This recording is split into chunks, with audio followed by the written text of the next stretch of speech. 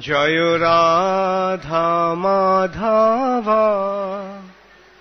কুঞ্জ বিহারী।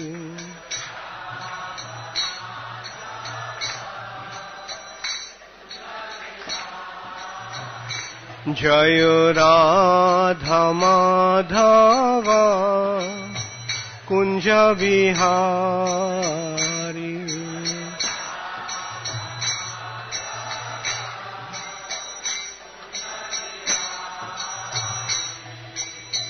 গোপীজন বল্লভ গিরিবরধারী।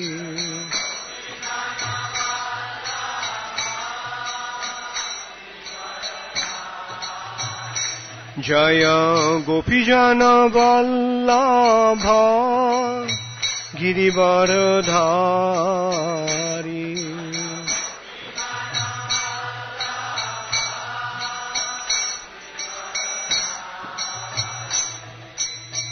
যশোদানন্দন ব্রজজন রঞ্জন।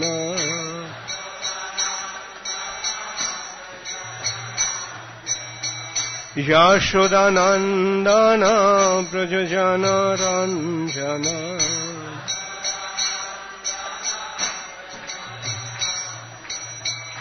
যমুনা তীরা বনচারী।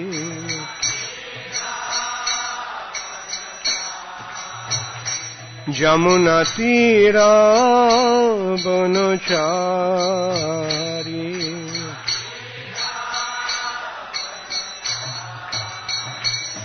জয় রাধা মাধব কুঞ্জ বিহারী।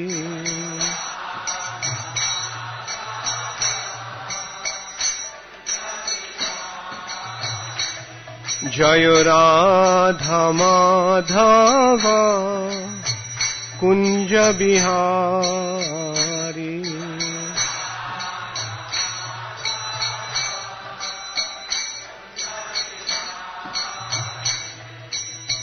গোপীজন বল্লভ গিরিবরধারী।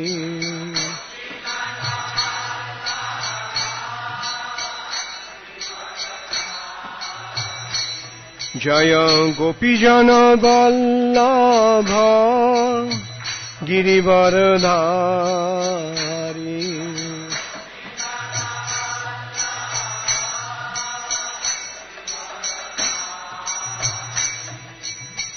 যশোদানন্দন ব্রজজন রঞ্জন।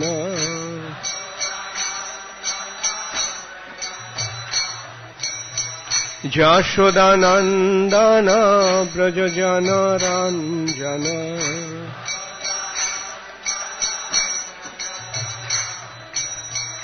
যমুনা তীরা বনচারী।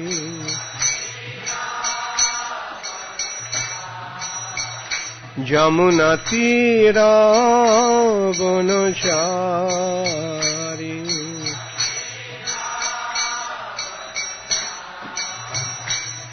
জয় রাধা মাধব কুঞ্জ বিহারী।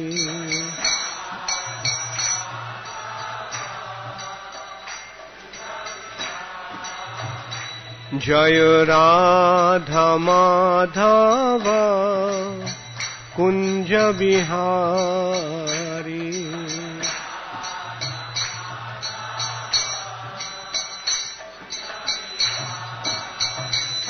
জয় রাধা মাধব কুঞ্জ বিহারী।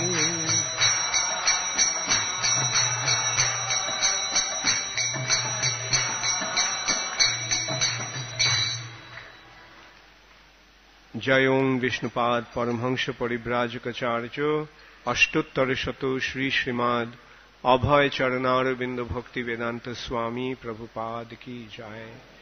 अनंत कोटि वैष्णव वृंद की जय। नामाचार्य शिल हरिदास ठाकुर की जय। प्रेम से कहो श्री कृष्ण चैतन्य प्रभु नित्यानंद श्री अद्वैत गदाधर शिवासादि गौर भक्त वृंद की जय। श्री श्री राधा कृष्ण गोप गोपीनाथ श्याम कुंड राधा कुंड गिरि गोवर्धन की जय। श्री श्री राधा माधव श्रीमन महाप्रभु सखी वृंद की जय। श्री श्री पंचतत्व की जय। श्री श्री प्रहलाद नृसिंह देव की जय। गिरिराज गोवर्धन की जय। श्री गोवर्धन पूजा महोत्सव की जय। समवेत भक्त वृंद की जय। गौर प्रेमानंदे हरि हरि बोल। All glories to the assembled devotees, all glories to the assembled devotees, all glories to the assembled devotees, all glories to Sri Guru and Sri Gaurango, all glories to Srila Prabhupada. Namo Vishnupadaya Krishna Pristhaya Bhutale Srimate Bhakti Vedanta Swami Niti Namine Namaste Saraswati Deve Gauravani Pracharine Nirvishesha Shunnavadi Paschatya. Hare Krishna. Today this class here is in Bengali. So those who want to attend the English class, there is a class that's taking place upstairs. So you can participate in that class. His Grace Jananivas Prabhu is giving the class in English today.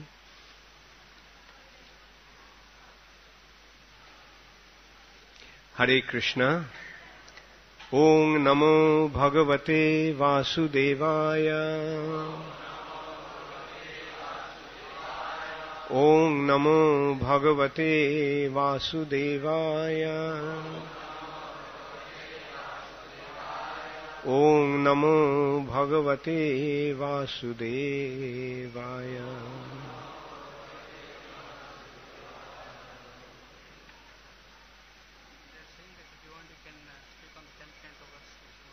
Yeah, do we have a 10th canto? Okay, yeah. Jai Shri Shri Radha Madhava ki, Shriman Mahaprabhu ki, Shakhi Brinda ki, Panchatattva ki. Okay, Govardhan.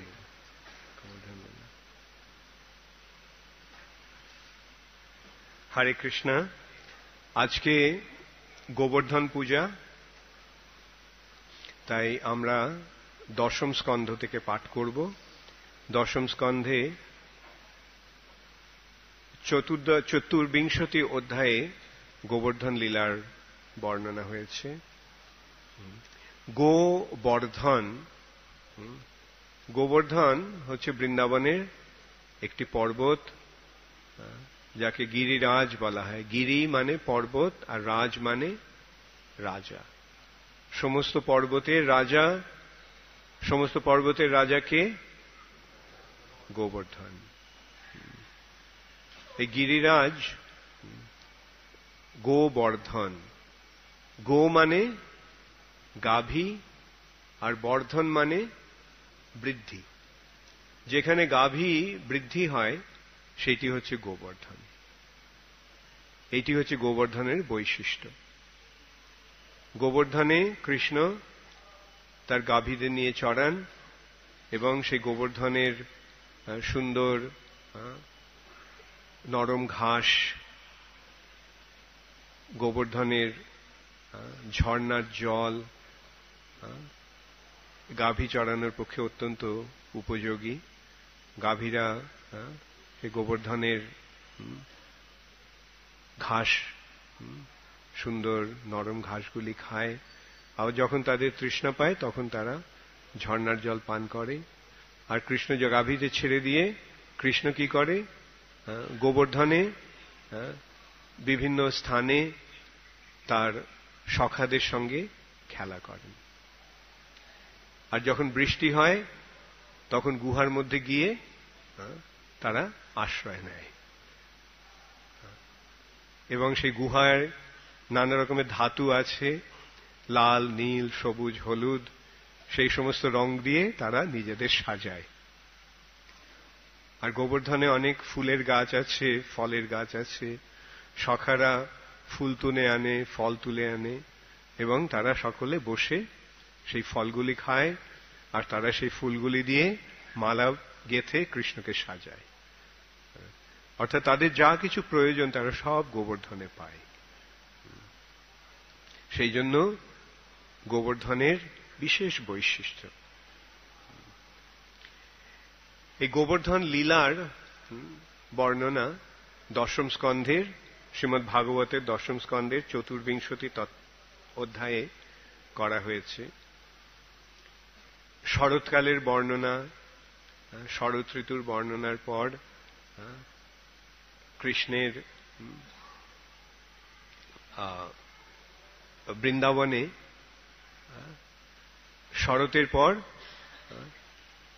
শরতের পরে কার্তিক মাস, শরতের শেষে কার্তিক মাস এলো। আশ্বিন এবং কার্তিক এই দুটি হচ্ছে শরৎকালের দুটি মাস।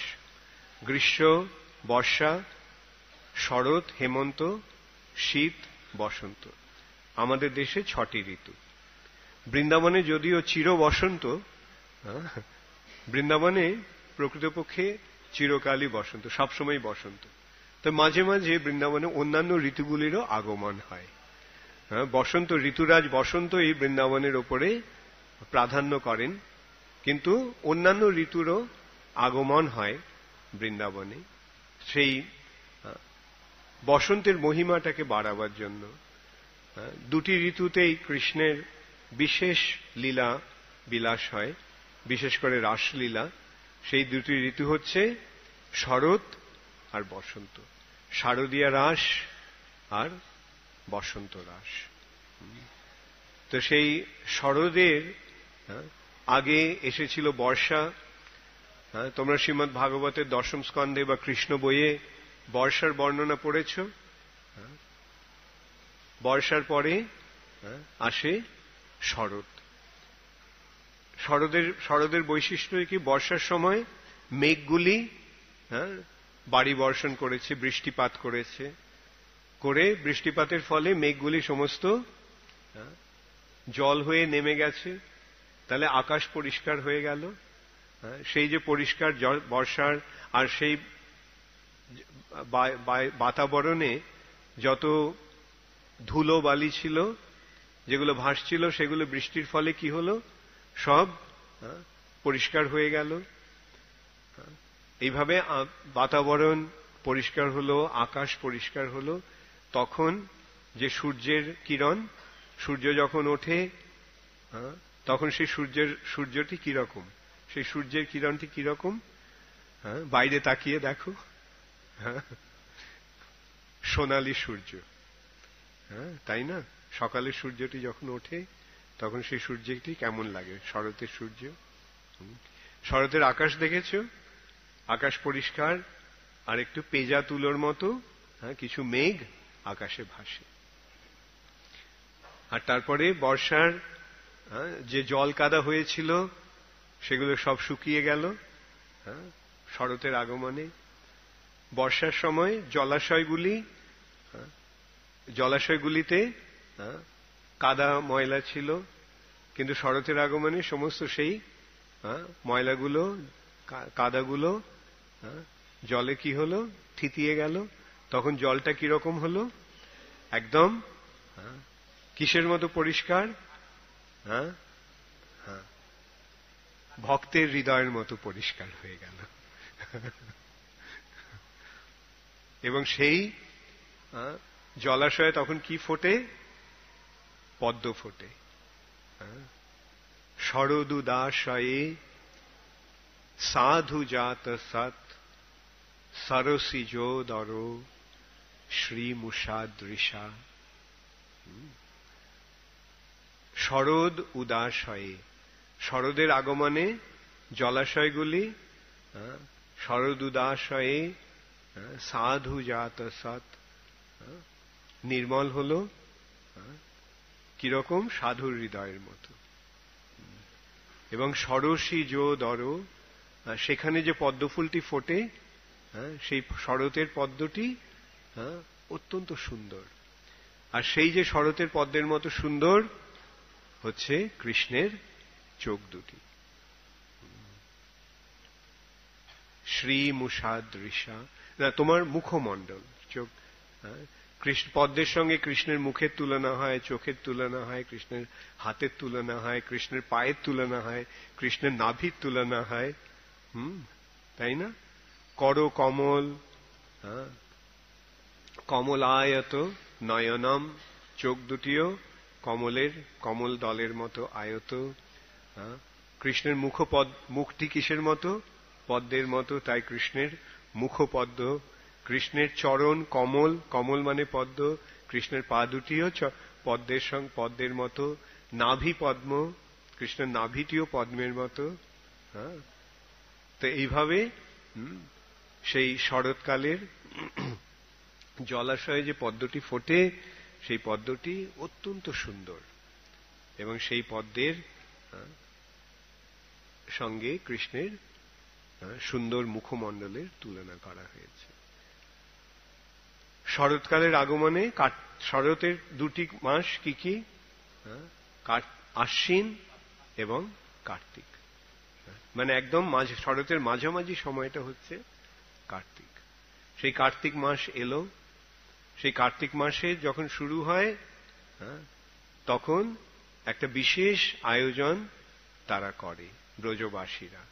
কিসের আয়োজন করে? তারা ইন্দ্র পূজা করে। তো ইন্দ্র পূজার আয়োজন হচ্ছে, সকলে অত্যন্ত ব্যস্ত। নন্দ মহারাজ ব্যস্ত, নন্দ মহারাজ, উপানন্দ, সানন্দ, সকলেই অত্যন্ত ব্যস্ত হয়ে পড়েছেন সেই পুজোর, ইন্দ্র পূজার সরঞ্জাম করতে। কৃষ্ণের বয়স তখন কত? কৃষ্ণের বয়স তখন 7 বছর। 7 বছরের বালক কৃষ্ণ। কৃষ্ণ কি করছেন? যদিও তিনি পরমেশ্বর ভগবান, তিনি লীলা বিলাস করছেন। কৃষ্ণ লীলা পুরুষোত্তম, তিনি লীলাময়, তিনি লীলাই করেন। এই সেই লীলার মাধ্যমে তিনি তার ভক্তদের সঙ্গে আনন্দের বিনিময় করেন। এখানে কৃষ্ণ কিভাবে লীলা করছেন?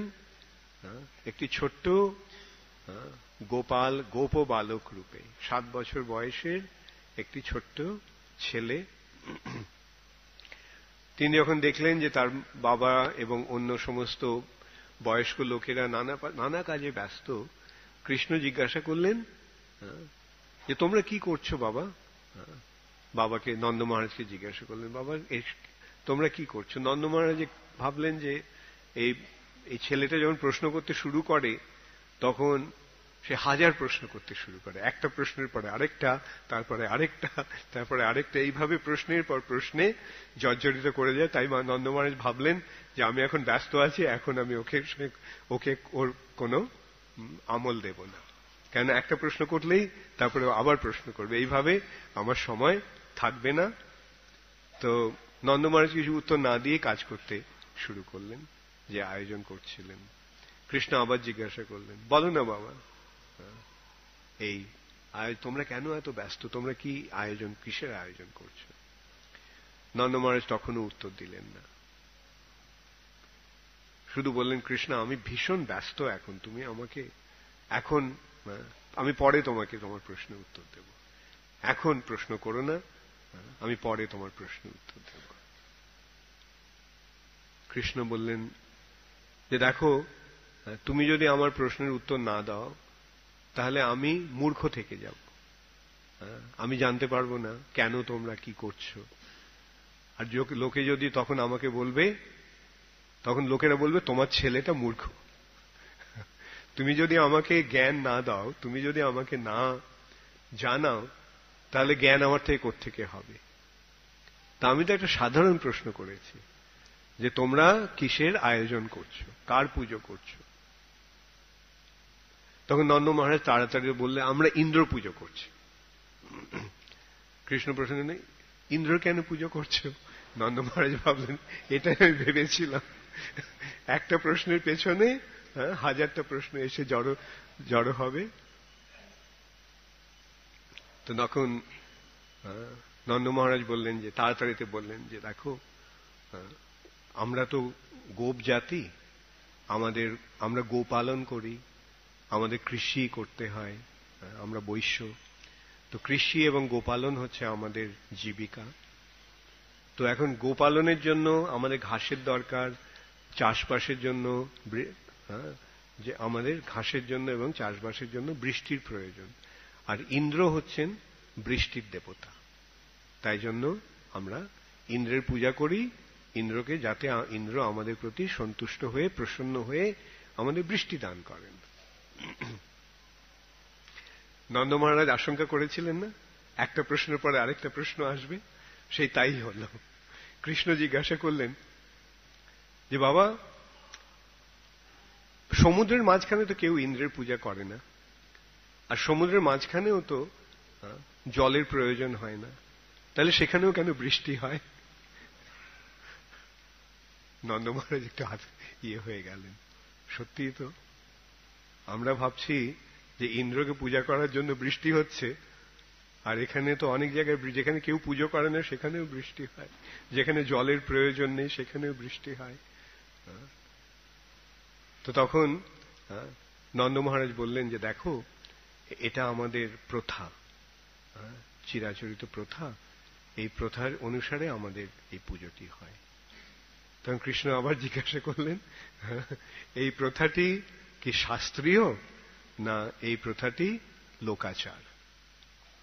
এটা কি শাস্ত্রের বিধি অনুসারে এই প্রথাটি? এই যে ইন্দ্র পূজা হচ্ছে, এই ইন্দ্র পূজার কোন নির্দেশ শাস্ত্রে আছে, না এই ইন্দ্র পূজা হচ্ছে যে লৌকিক লোকাচারের জন্য, ওই চিরাচরিত ভাবে করে আসছে সেই জন্য এটা হচ্ছে? তো নন্দ মহারাজ একটু ফাঁপড়ে পড়ে গেলেন। তিনি ভাবতে লাগলেন কোন শাস্ত্রে আছে। তো নন্দ মহারাজের মনে পড়ল না কোন শাস্ত্রে এই ইন্দ্র পূজার নির্দেশ দেওয়া হয়েছে।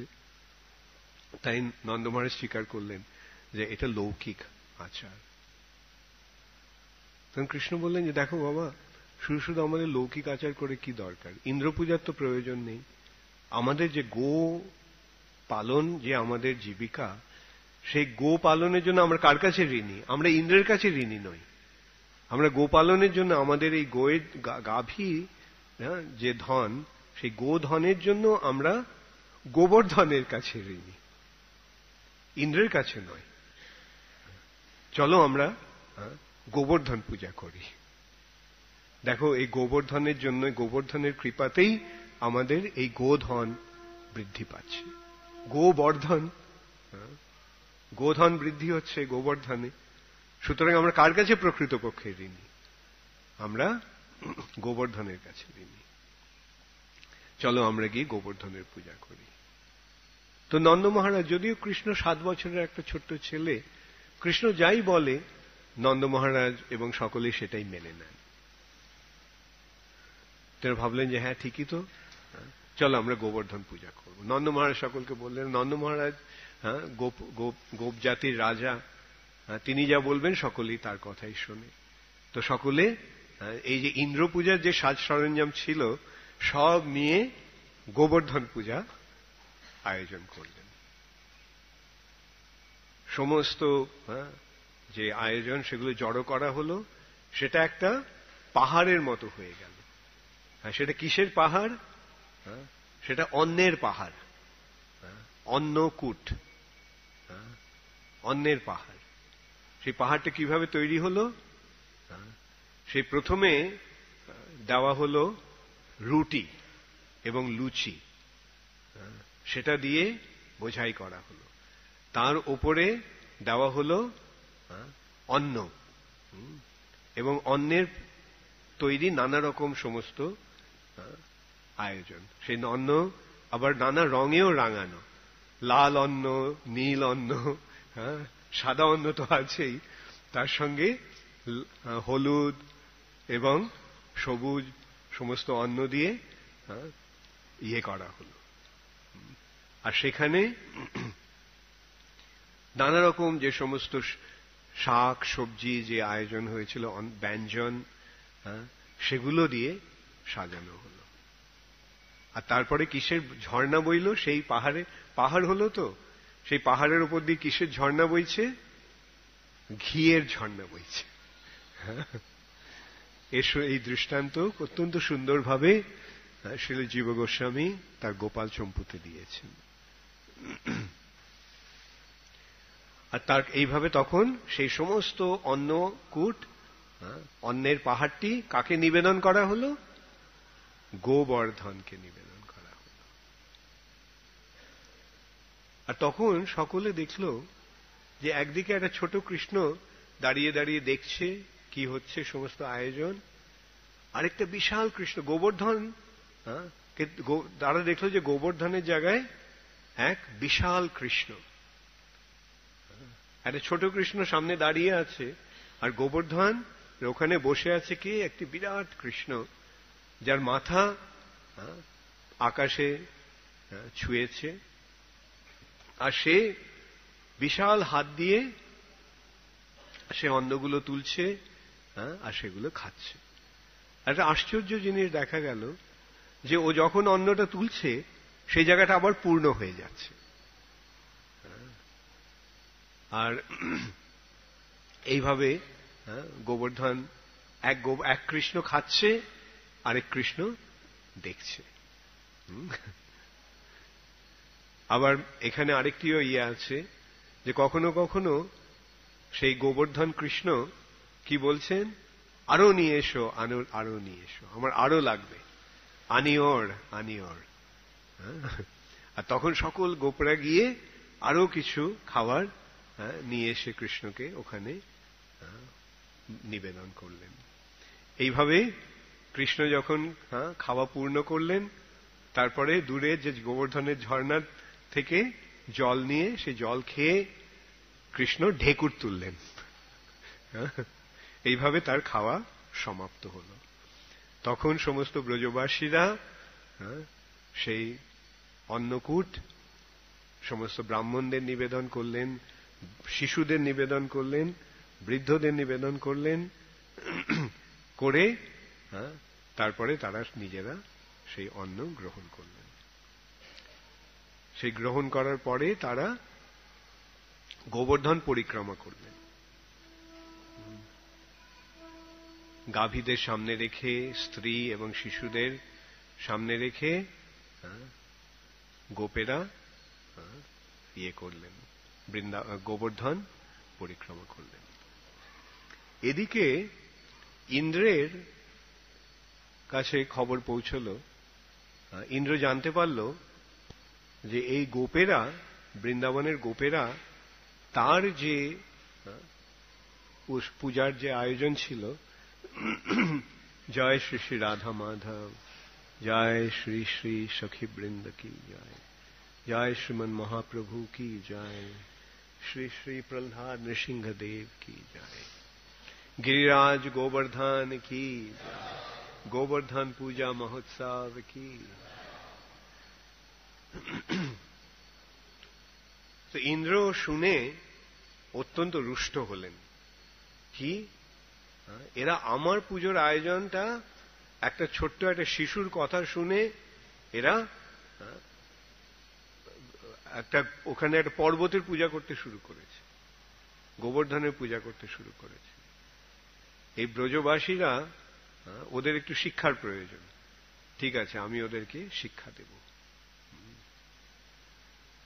এদের কোনো বিচার বুদ্ধি নেই, এরা একটা ছোট্ট ছেলের কথা শুনে এইভাবে ওরা আমাকে অপমান করলো, ঠিক আছে আমি ওদের শিক্ষা দেব।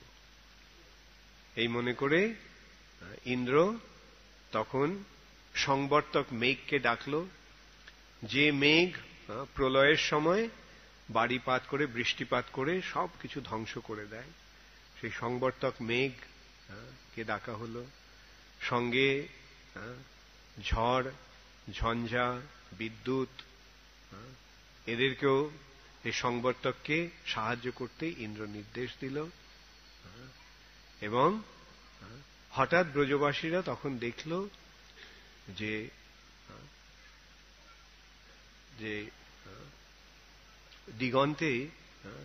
দিগন্তটি কালো হয়ে গেল, সেখান থেকে একটা দ্রুত গতিতে মেঘ ছুটে আসছে, সেই কালো মেঘটি ছুটে আসছে।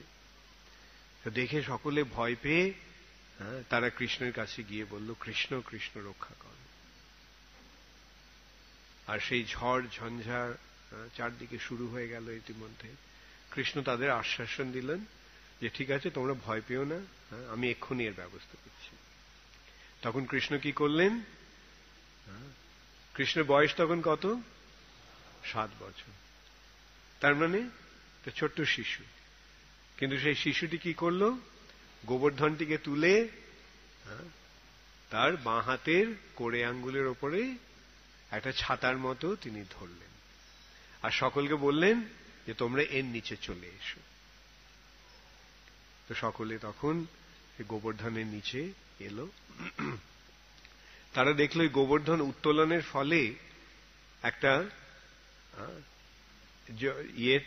গর্ত সৃষ্টি হয়েছে, কিন্তু সেই গর্তের মধ্যে অত্যন্ত সুন্দর স্ফটিকের সিঁড়ি নেমে গেছে। তারা সেই সিঁড়ি বেয়ে সেই গর্তের নিচে গেল। তারা গিয়ে সেখানে দেখলো যে সেখানে একটা বিশাল প্রাসাদোপম একটা হল ঘর। সেই হল ঘরে সে মেঝেটি স্ফটিকের তৈরি, তার স্তম্ভগুলি মণিরত্ন খচিত, আর সেই মণিরত্ন থেকে যে আলোক বেরোচ্ছে সেই আলোকে সমস্ত স্থানটি উদ্ভাসিত। আর সেখানে নানা রকম উপাদেয় খাদ্যের সরঞ্জাম রয়েছে। তো তারা অত্যন্ত আনন্দের সঙ্গে সেখানে গেল। তাদের গাভী এবং অন্যান্য যে সমস্ত গৃহপালিত পশু ছিল সেই নিয়ে সমস্ত ব্রজবাসীরা গোবর্ধনের নিচে আশ্রয় নিলেন। আর কৃষ্ণ গোবর্ধনকে ছত্রাকারে এইভাবে তুলে রাখলেন। ইন্দ্র ক্রমশ 7 দিন ধরে বৃষ্টিপাত করতে শুরু করল। আর ইতিমধ্যে ইন্দ্র বজ্রকে পাঠালো যে বজ্র, তুমি গিয়ে দেখে এসো তো কি হয়েছে, বৃন্দাবনের কি অবস্থা। তো বজ্র সঙ্গে সঙ্গে ইন্দ্রের কাছে গিয়ে খবর দিল যে বৃন্দাবনের সব ধ্বংস হয়ে গেছে, ওখানে কেউ আর বেঁচে নেই, সব মরে গেছে। ইন্দ্র খুব খুশি হলো, ঠিক আছে, ওদের শিক্ষা দেওয়া হলো।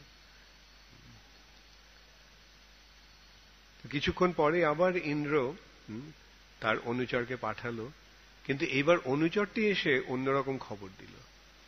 ও বলল যে একটা অদ্ভুত ব্যাপার হয়ে গেছে দেবরাজ। এই গোবর্ধনকে এত খাওয়ার যে নিবেদন করা হয়েছিল, সে খেয়েও এত শক্তি সঞ্চয় করেছে, এত হৃষ্টপুষ্ট হয়ে গেছে যে আকাশে উড়ে গেছে। আর সমস্ত ব্রজবাসীরা ওর নিচে আশ্রয় নিয়ে আছে। ব্রজবাসীদের কিচ্ছু হয়নি, সকলে একদম অক্ষত অবস্থায় নিরাপদে আছে। ইন্দ্র বলল, এ তো অদ্ভুত কথা, পাহাড় ওড়ে একটা পাহাড়ই কেবল উঠত, সে হচ্ছে মৈনাক, কিন্তু আমি ওর পাখাটা কেটে দিয়েছিলাম। তো আস্তে আস্তে ওর পাখাটা আবার গজিয়ে গেছে যে ওই মৈনাকই আবার এইভাবে উঠতে শুরু করেছে। ঠিক আছে, আমি বজ্র দিয়ে ওকে শায়েস্ত করব। তো ইন্দ্র ক্রমান্বয়ে বজ্রাঘাত করতে শুরু করলো সেই পাহাড়ের উপরে। কিন্তু গোবর্ধনের কিচ্ছু হল না। যেহেতু তিনি কৃষ্ণকে অবলম্বন করে আছেন, তাই গোবর্ধনের বজ্রাঘাতেও কোনো ক্ষতি হল না।